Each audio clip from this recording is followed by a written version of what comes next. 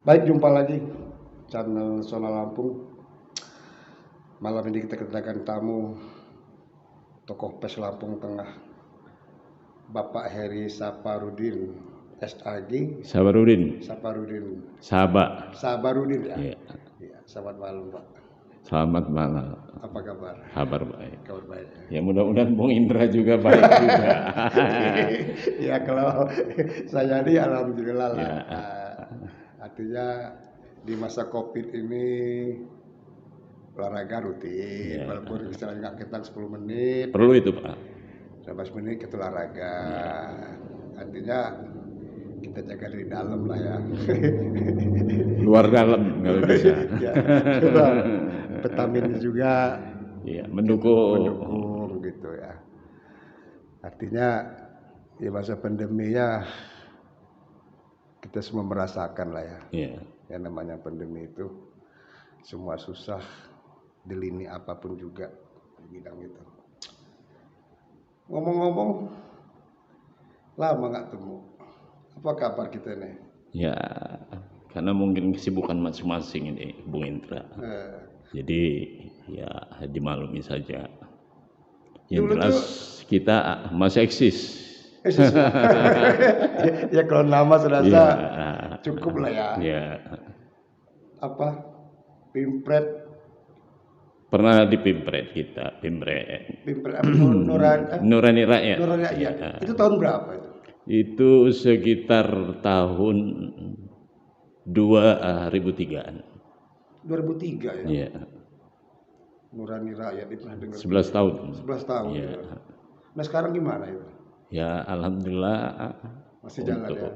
masih berjalan. Masih berjalan ya. Di tengah persaingan. Di tengah persaingan media yang semakin pesat. Wih, Iya. luar biasa Pak Heri. Artinya sekarang ini yang saya lihat apa online itu loh. Iya. Online itu wih, luar biasa online itu. Ya salah satu imbas dari kebebasan pers itu tadi, dan itu merupakan sebuah anugerah buat kita selaku insan pers yang sebelumnya baru di era reformasi ini yang kita dapatkan, dan itu patut kita syukuri, dan itu sebuah karya-karya jurnalistik, dan itu udah tidak bisa untuk kita batasi. Kebebasan Ya, pers. kebebasan pers. Menurut pandangan Pak Heri, bisa anggap senior lah di jurnalistik, sebagai redaksi juga dari 2003 sampai sekarang, udah lumayan lama. Apa sih pandangan Pak Heri sebagai Pimpret dari rakyat di masa pandemi ini sebagai fungsi pers di sini? Jadi kalau bicara masalah peran media, kita tidak bisa lepas dari sejarah. Apa itu? Sejarah kehidupan pers itu sendiri. Jadi mungkin Bung Indra paham sejarah dunia pers itu tidak terlepas dari tiga zaman kan gitu. Jadi saya garis bawahi 3 zaman itu dari mulai Orde Lama, Orde Baru, kemudian Orde Baru, selanjutnya adalah zaman atau era reformasi saat ini. Kalau Orde Lama kita mungkin termasuk Bung Indra dan saya pribadi kita tidak hidup di zaman itu, tetapi kita mungkin baca tentang sejarah baik dari sumber-sumber ataupun referensi-referensi buku, bahwasanya kehidupan pers begitu memprihatinkan. Jadi kehidupan pers Orde Lama itu pers betul-betul terbelenggu di zaman itu ya. Dan pers betul-betul tidak dilibatkan dalam proses demokrasi atau regulasi-regulasi pemerintahan dan kekuasaan. Selanjutnya berlanjut kepada era era Orde Baru. Orde Baru. Dan ini sedikit saya merefleksi, refleksi kelas balik. Karena saya betul-betul merasakan Bung Indra. Jadi Orde Baru ini 98. 98 ya? Ya, 98 proses jatuhnya Soeharto, Presiden Soeharto, Orde Baru. Ketika itu beralih kepada era reformasi, disitulah awal sejarah. Dan saya pribadi mungkin bisa dikatakan sebagai pelaku sejarah. Ya, alhamdulillah. Sambil ngopi. Sambil ngopi.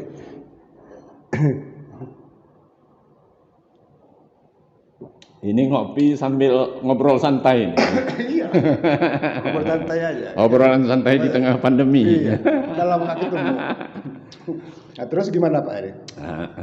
Saya adalah salah satu pelaku sejarah. Karena kebetulan saya tahun 98 itu pada saat itu kuliah. Ya, kuliah di Jakarta di Universitas YN Syarif Hidayatullah di Jakarta. Iya.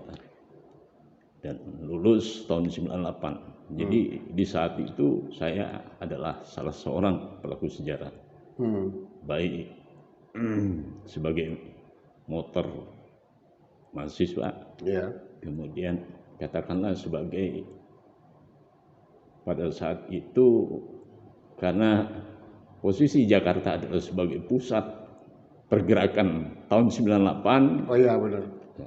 Didukung oleh seluruh mahasiswa-mahasiswa di seluruh Indonesia beserta bersama dengan masyarakat Indonesia pada waktu itu bergerak sehingga keinginan bersama itu menjadi sebuah gerakan 98. Aktivis 98 ya? Ya, aktivis 98. Alhamdulillah Orde Baru pada waktu itu apa yang menjadi keinginan, apa yang menjadi cita-cita mahasiswa pada waktu itu, keinginan masyarakat Indonesia, Pak Harto lengser pada waktu itu ya. Seiring dengan itu lahirlah era reformasi. Nah, era reformasi ini dikatakanlah peralihan antara Presiden Soeharto dengan B.J. Habibie. Tepatnya pada waktu itu adalah 99 ya. 98, 99, 1 tahun 3 bulan kalau tidak salah. Nah, di situ merupakan tonggak awal segala bentuk kebebasan pers ya.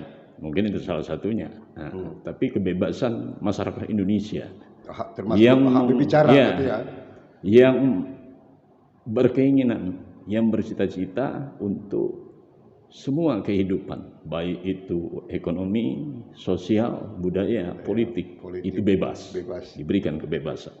Yang sebelumnya mungkin, ya bukan mungkin, karena kita pelaku sejarah, salah satunya melihat betul-betul terbelenggu, Bung Indra. Ya, betul-betul terbelenggu. Ya.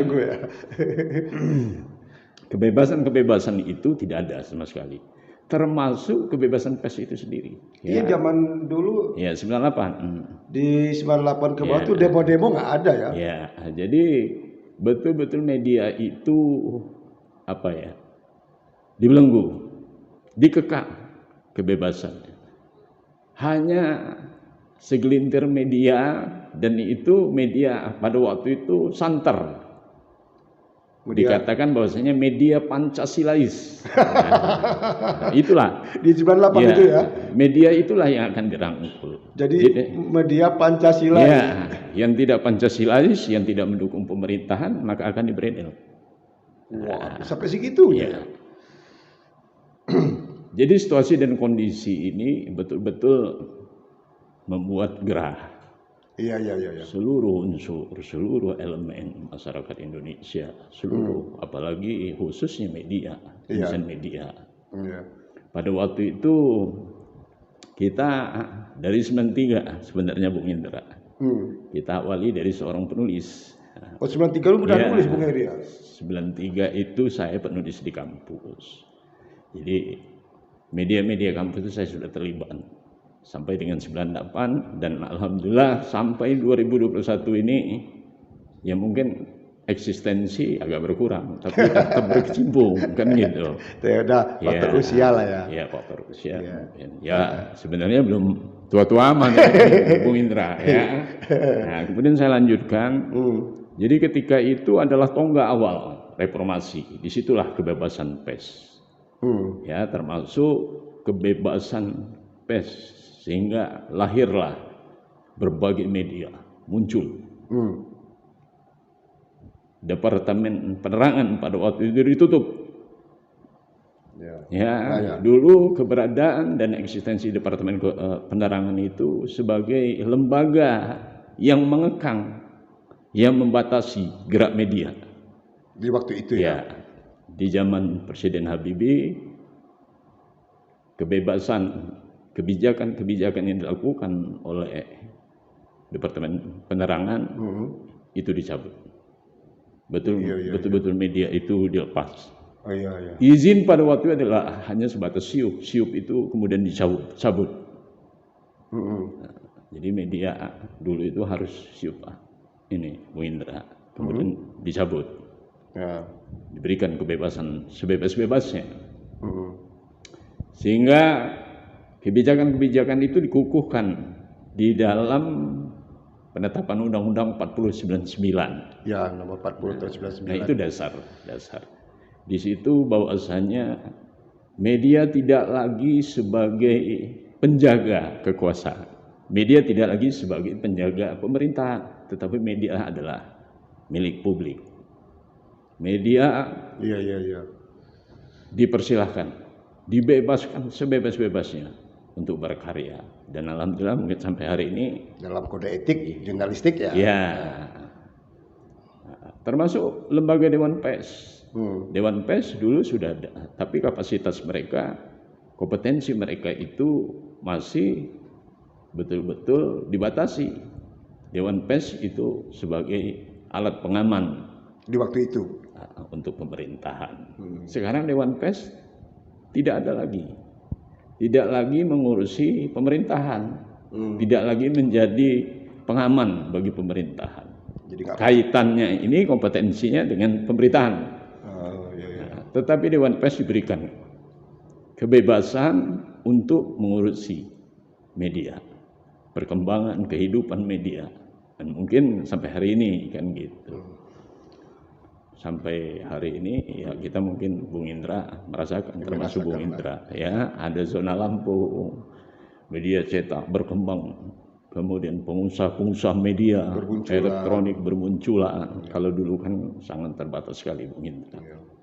Kita membuat tulisan-tulisan itu betul-betul dibatasi.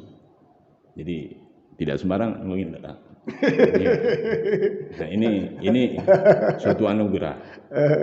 Jadi refleksi 3 zaman ya. Kalau orde lama mungkin akan lebih terkekang lagi kita media. Di orde baru memang judul awalnya adalah kebebasan pers, itu sudah ada di orde baru. Tetapi kemudian pengekangan itu tetap ada, pemberedelan itu tetap ada. Ya, berapa media? Sekitar 143 media kalau tidak salah di zaman Pak Harto itu diberedel. Habis. Nah ini merupakan anugerah buat kita, kesempatan kita patut syukuri. Atas kebebasan. Kebebasan pers. Cuman sebagai fungsi pers di masa pandemi itu, menurut pandangan Pak Heri gimana? Jadi persoalan pandemi COVID-19 ini kan udah jalan 1,5 tahun lebih, hampir 2 tahun. Kalau kita menilai adalah musibah global. Global. Dari sudut pribadi saya menilai seperti itu. Dan ini Indonesia khususnya kita Lampung Tengah ini kita belum pernah mengalami musibah seperti ini. Mungkin di era-era sebelumnya ada yang namanya flu burung, tapi tidak sedahsyat seperti ini. Nah di sini saya melihat sangat penting dan sangat strategis peran media ini, Bung Indra. Untuk menyampaikan. Ya, sangat strategis, sangat penting sekali. Ya, karena media ini adalah informasi. Ya. Saya bisa sedikit menggarisbawahi ada 3 poin penting yang mungkin kita insan media sedikit mengabaikan, sedikit lupa apa itu? Peran media itu. Yang pertama mungkin peran media ini kita sebagai untuk menginformasikan berita-berita terkini tentang COVID. Nah ini merupakan tugas peran kita. Jadi persoalan COVID ini hal yang baru buat masyarakat dan masyarakat Indonesia secara umum. Lampung Tengah secara khusus ini masih terkenal asing ya tentang COVID ini. Ya. COVID-19 ini adalah virus yang luar biasa sekali.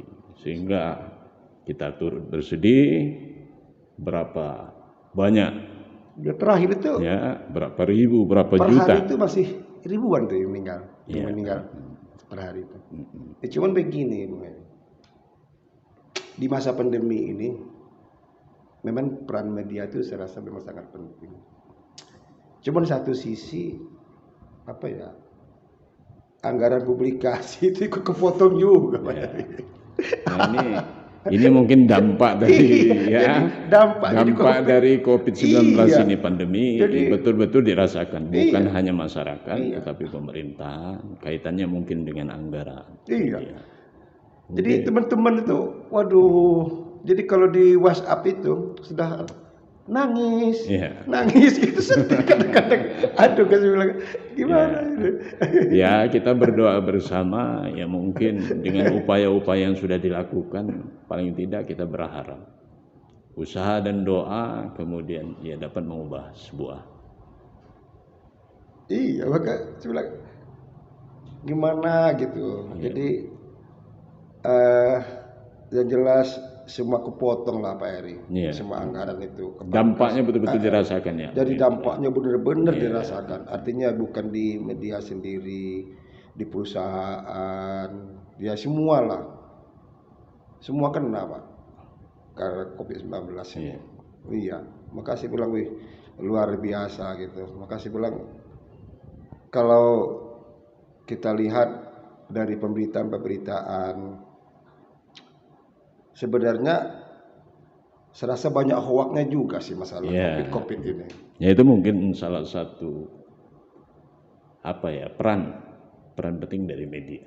Jadi selain media itu menginformasikan terus, dan ini merupakan sebuah memang profesionalisme media, tugas media dalam menginformasikan berita yang hangat, faktual, terkini. Karena masyarakat ini apalagi sekarang media sosial ini benar-benar luar biasa. Luar biasa Pak. Perkembangan.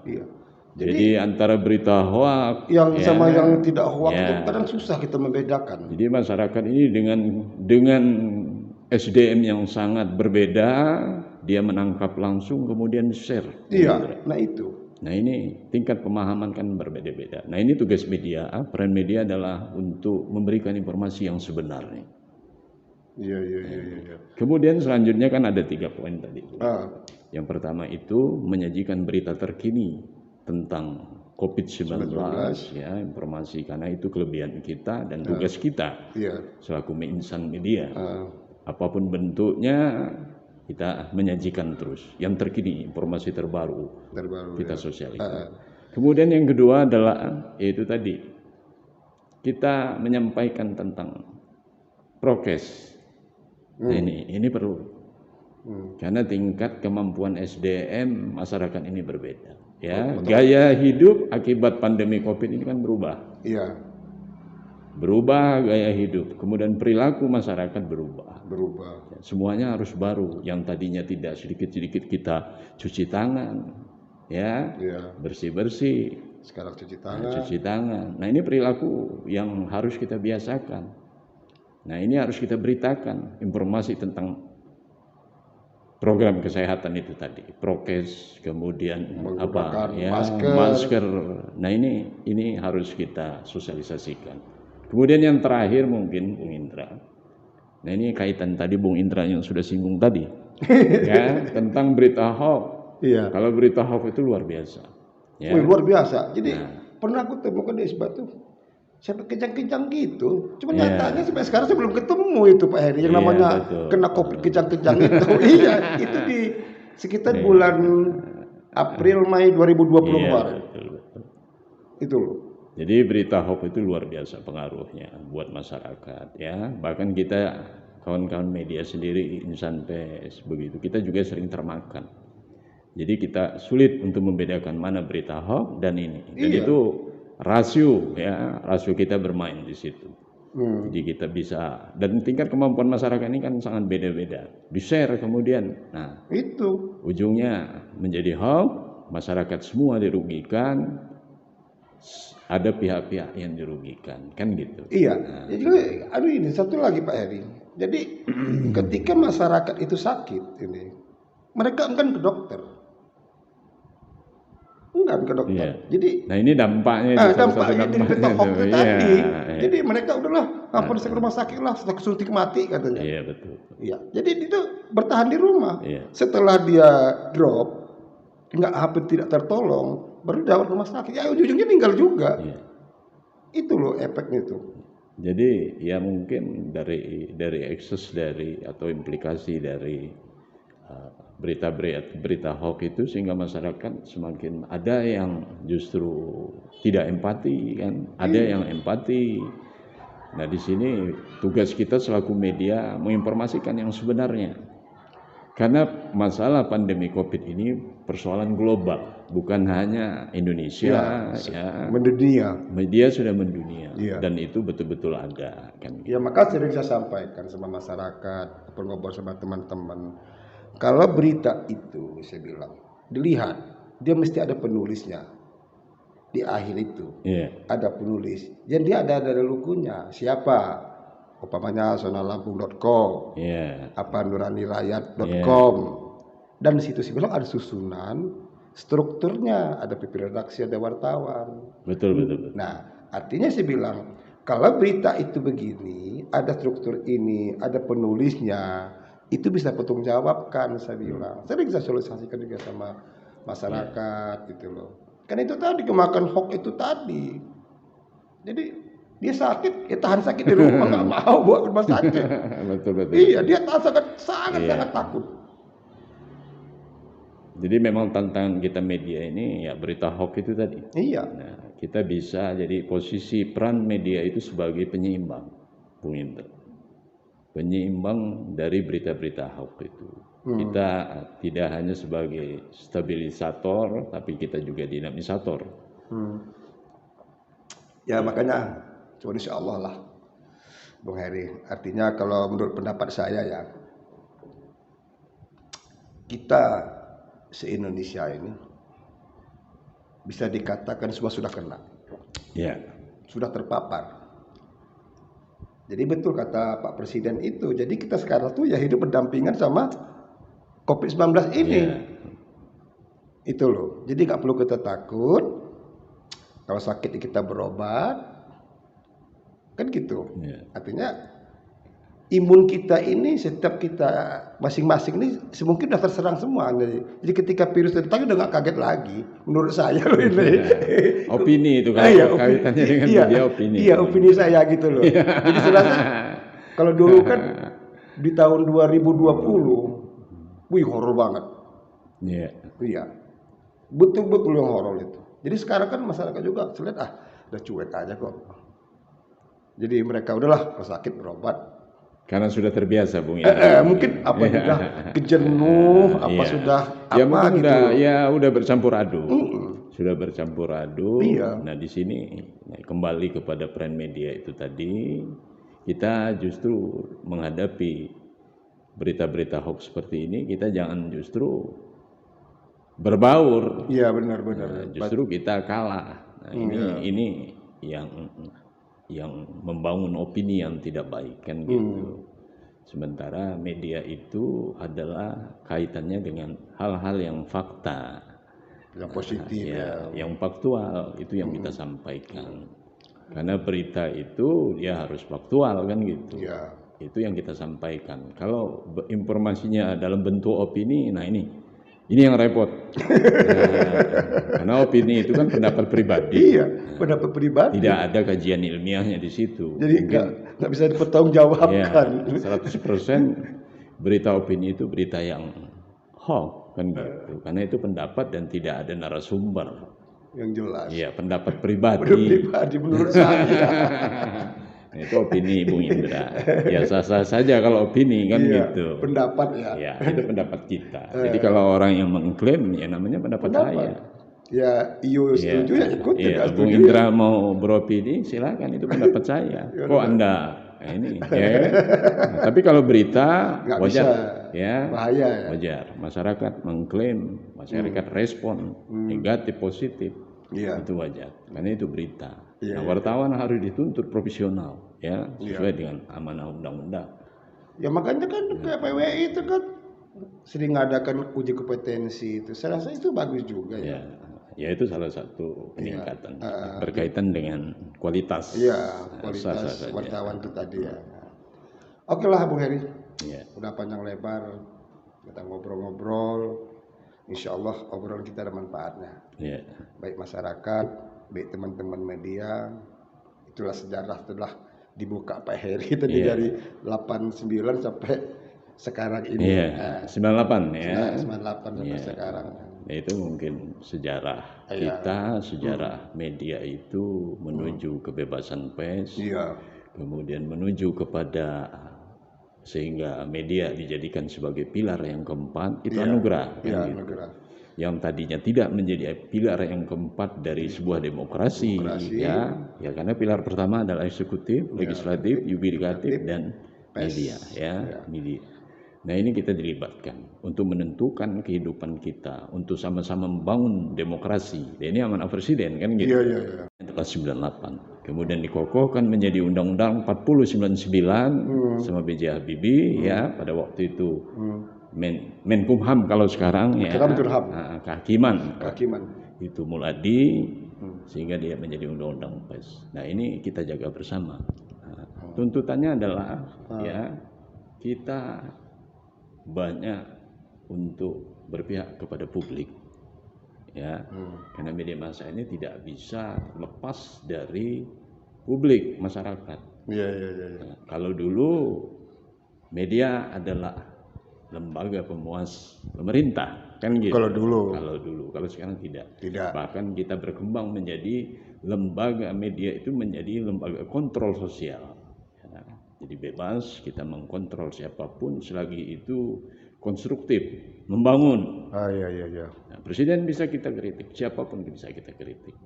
Untuk berhak ya. Iya berhak. Ya, itu amanah undang-undang ya. Kita bukan hanya berpihak kepada masyarakat, kita juga sebagai kontrol sosial, kita juga sebagai dinamisator tadi. Menciptakan bersama pemerintah, bersama eksekutif, legislatif untuk menciptakan situasi yang kondusif ya. Tapi ketika situasi tidak kondusif ya harus kita beritakan Bung Indra. Kita kontrol sosial. Demikian bincang-bincang kami dengan Bung Heri. Insya Allah ada manfaatnya. Terima kasih. Bye bye.